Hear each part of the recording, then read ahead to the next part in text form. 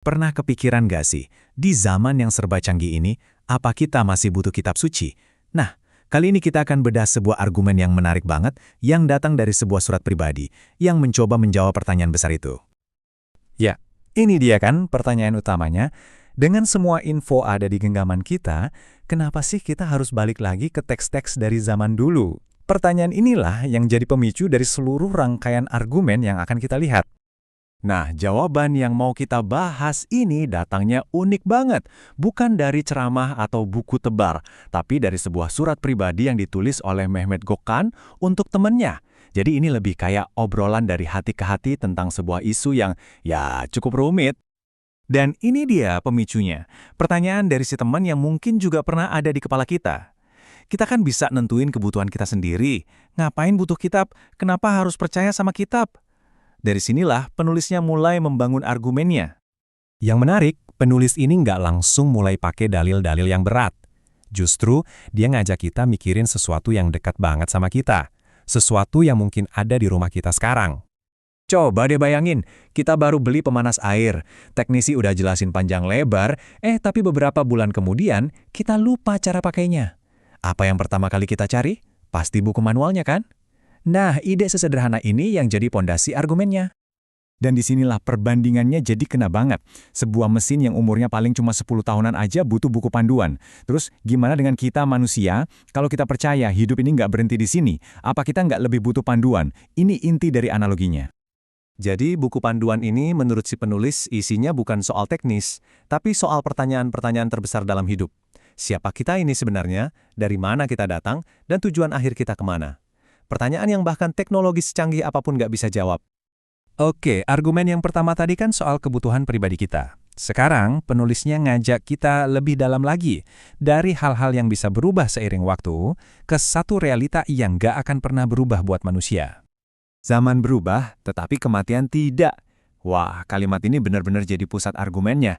Nggak peduli secanggih apapun zaman, kenyataan yang satu ini berlaku buat semua orang, kapanpun dan dimanapun. Dan skala dari kenyataan ini tuh besar banget. Setiap hari ada ratusan ribu orang yang berangkat.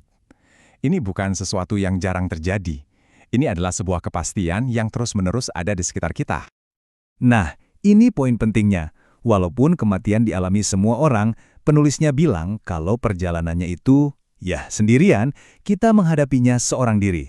Makanya, menurut dia, kita butuh panduan yang juga sifatnya personal. Logikanya sebenarnya sederhana. Di dunia aja, setiap perbuatan pasti ada konsekuensinya kan? Jadi rasanya masuk akal kalau nanti ada pertanggungjawaban yang lebih besar. Nah, kalau dilihat dari sini, kitab suci itu bukan beban, tapi justru kayak kunci jawaban yang dikasih duluan buat persiapan kita. Sekarang, argumennya jadi lebih puitis. Penulisnya pakai dua metafora baru yang kuat banget buat ngegambarin kitab suci. Bukan lagi sekedar buku manual, tapi alat aktif yang bisa kita pakai dalam hidup. Yang pertama, sebagai kompas. Coba bayangin hidup ini kayak perjalanan di alam liar yang luas.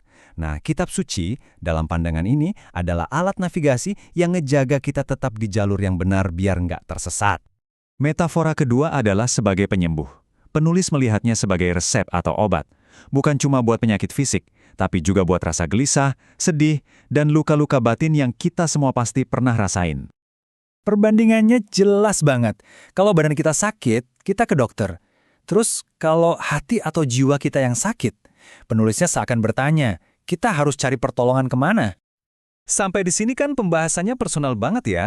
Nah, sekarang penulisnya memperluas cakrawalanya dari kebutuhan satu orang ke kebutuhan kita sebagai sebuah masyarakat. Gimana peran kitab suci dalam tatanan sosial? Penulisnya ngajak kita buat lihat sekitar. Alam semesta ini kan semuanya serba teratur. Terus, dia melontarkan pertanyaan yang tajam. Kalau semua hal di alam ini punya tujuan dan aturan, masa iya kita sebagai manusia dibiarkan hidup tanpa arah dan aturan? Lalu dia membaginya jadi dua level kebutuhan.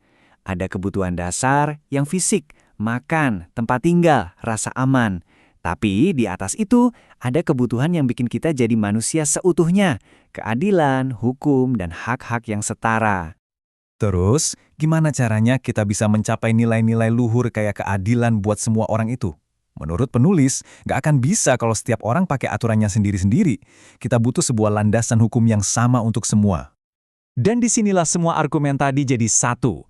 Fondasi bersama itu, kata penulisnya, adalah perintah Tuhan yang ada di dalam kitab suci, sebuah standar universal untuk moralitas dan keadilan bagi semua umat manusia. Dan akhirnya kita kembali ke analogi sederhana di awal tadi. Surat ini menutup penjelasannya dengan meninggalkan kita satu pertanyaan besar buat direnungkan. Kalau sebuah mesin saja butuh buku panduan, apa sebenarnya yang dibutuhkan oleh hidup kita ini?